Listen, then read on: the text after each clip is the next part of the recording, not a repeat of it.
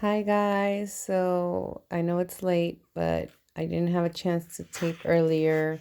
I wanted to share this book with you guys. It's actually from a series called Getting to Know the World's Greatest Artist. And this is Roy Lichtenstein. He's actually such an amazing artist. Here he is. He's actually a New Yorker, just like we are. And he was born in 1923 along with some other famous artists like Andy Warhol, a few others that he helped to create something called the pop art movement. Um, and this was one of the most brightest and fun periods of art ever. So here he is. This is a picture of him. And this is one of his works. It's called the image duplicator, and he did this one in 1963. His most famous paintings are pictures or ideas he got from bubblegum wrappers, books, newspaper ads, and even the yellow pages of the phone book, which I don't even know if you guys know what that is. But you can see his work is mostly with limited color. He had a special sense of humor and artistic skills. And with that, he took popular images that people saw every day and made them into works of art. And the name pop art came from the word popular. So things that people recognized and that were popular at the times, and they made it into artwork. Step on can with leg. I don't know what that is, but there's one of his works. Here's another one. This one's called Baked Potato. So you get the idea. It's like everyday kind of things. Roy I can't talk right now. Roy Lichtenstein had always been interested in drawing science and the way mechanical things worked. While growing up, he read all kinds of science magazines. Television hadn't been invented yet, so kids listened to radio programs instead.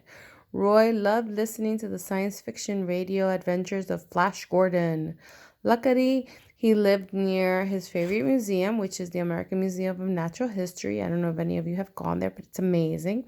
It's over there by in Central Park, by 81st Street. It was filled with information about dinosaurs and stars and the planets, mummies, bugs, animals, and plants. Who doesn't love all those things? And Roy spent hours exploring the exhibits and the great hallways of the museum. So here's a little comic of someone interpreting what that would have looked like. During high school, Roy became more interested in art than ever. Since his school didn't offer any art classes, oh my God, can you imagine that? A school that didn't offer art classes. He decided to take lessons on his own. It was during this time that Roy made up his mind to be an artist. Roy studied art in college, and after graduating, he became an art teacher, just like me. This allowed him to earn a living while he painted and showed his work. Some of the first paintings he exhibited were abstract versions of American historical events and legends. So it was like his own version of other historical famous paintings, just like this one. This one is not done by him. This was done by another famous painter in 1851. And this was his version of that. So you can see how he interpreted it. Roy's early paintings were influenced by such great artists as Pablo Picasso. That's definitely a Picasso, yep. And Ferdinand Leger, I think that's how you say it. Roy liked the way these artists used thick outlines, flat shapes, and solid colors.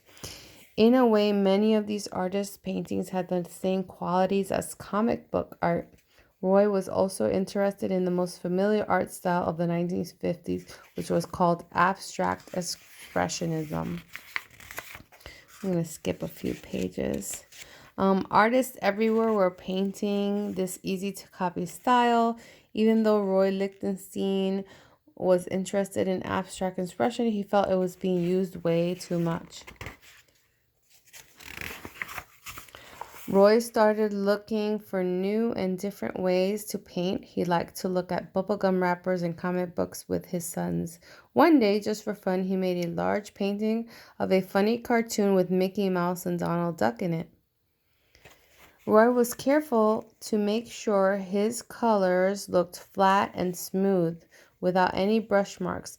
He wanted this painting to look like it was mechanically printed, so it would be exactly the opposite of an abstract expressionist painting. Roy even added little printer dots called Band-Aid dots to give his painting more of a printed cartoon-like look. When it was finished, Roy was surprised to find that he had made a painting that was exciting and different. This one is called Detail of Look, Mickey. And if you look at it really, really close, you'll see all those little dots they're talking about called the Band-Aid dots. Roy Lichtenstein went to work making more paintings of ideas he got from comic books and newspaper ads. He took his paintings to a well-known art dealer in New York. Leo Castelli appreciated new ideas in art. He loved the fresh, exciting paintings of Roy that Roy showed him. Amazingly, at almost the exact same time, a young artist named Andy Warhol also brought Leo some comic book paintings. Leo Castelli suddenly realized that something very important was beginning to happen in the world of art. In 1962, Mr. Castelli decided to put on a show of Lichtenstein's paintings. It was one of the first pop art exhibits ever, except for a few artist friends of Roy's. Most people hated the show. Other pop artists were beginning to show their work at this time too. Andy Warhol decided to paint soup cans instead of comic book pictures, and Klaus Oldenburg was making giant fast food sculptures. Some art critics felt they were looking at things in pop art exhibits that they were forced to look at in the supermarket. They thought pop art wasn't serious at all and a big waste of time. Here's another one of Lichtenstein's pieces. It's called The Engagement Ring. At first, most people thought Roy Lichtenstein just took the comic book images he found and blew them up to surprising sizes. If you look closely at the pictures he took his ideas from, though you can see that Roy changed just about everything. The careful changes he made to the composition, color, thickness of line, talk balloons, and Band-Aid dots are what make his paintings important works of art. So this is here the original, I guess, and then this is his version of it. So it's a little similar, but it does have quite a few things that are different. The color, he did add some more thickness to certain spaces, and lines accentuate certain things. Band-Aid dots became his thing, kind of his trademark. This dot process was invented by printer Benjamin Day in 1879. In comic book and newspaper strips, it is used as an inexpensive way of printing shades and color tints. So I guess if you don't have a lot of color and you don't have enough color to fill in an area, you can fill it in by just using dots instead of solid color. This one's called Reflections, Nursed by Roy Lichtenstein. No one had ever made paintings using Band-Aid dots before. In comic books, these dots aren't meant to be noticed, but Roy liked the way they looked and made them an important part of his paintings. Here's another one. I can see the whole room and there's nobody in it. It didn't take long for people to start appreciating Roy's art. Serious art critics soon realized that pop paintings and sculptures were as important as any other style of art. Lots of people thought Roy's paintings were just plain fun to look at and easier to understand than abstract expressionism. Look at that piece. See all the dots and the eyes and the face? This one's called Girl with Hair Ribbon. There's the ribbons. As time went on, he began painting different subjects. He made pictures of mirrors and room interiors and decorations on buildings. He even made paintings of brushstrokes. Although he moved away from his comic book art, Roy almost always kept strong black lines, flat, bright colors, and Band-Aid dots as part of his paintings. So here's one of his abstracts. And this one's called Brushstrokes. Okay. Roy Lichtenstein also made other types of artwork. Some of his fun sculptures look like 3D comic book images that have jumped off the page. He also made prints, ceramics, and huge murals. His mural with blue brushstroke is over 6 stories high. Wow. This is one of his murals. By the time Roy Lichtenstein died in 1997, he had become one of the world's best loved artists. His careful painted images of comic book scenes and everyday objects are fun to look at, amusing and beautiful all at the same time. Roy Lichtenstein showed people how to relax and look at serious art in a whole new way. So, there he is, working in his studio. And so what I did today was I took one of his famous paintings, which is this one right here.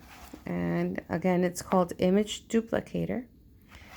And I took a regular white postcard like this, and I sketched out some things, and then here is the version that I came up with. And what you can do is you can change the words on the inside. So there's the original. This is my version, and I changed it. And instead of it saying, you know, what did you ask? Why did you ask that? What did you do about my image duplicator? I put my Pokemon, because that's all I could think of at the time. But you can change all of these words and make it your own. And I tried to do the Band-Aid dots here. Now, I did it with whatever I had on hand. So Olivia had these little like stamp markers. So that's why they don't look perfectly round. You can see here in the eye, I tried to do it anyway with those little stampers she has. And I wanted to do this with marker, but all she had here on the table was some colored pencils, so I just tried to do the solid there. And you see there's a pattern on there. That's because the mat here has a pattern on it, and it came through when I was coloring. But you can see, you can get inspiration from other artwork and artists, and it always helps if you know a little bit about the artists and how they got their ideas, and then you can, you know, kick off your ideas from there. And I really liked the eyes here. They're so, you know, defined and intriguing, and I tried to replicate that. So happy creating. Enjoy your Friday tomorrow, because I don't even know what time it is. I'm tired, and I'm sure you guys are too. So hopefully I'll post another video tomorrow. Have a great day, everybody. See ya.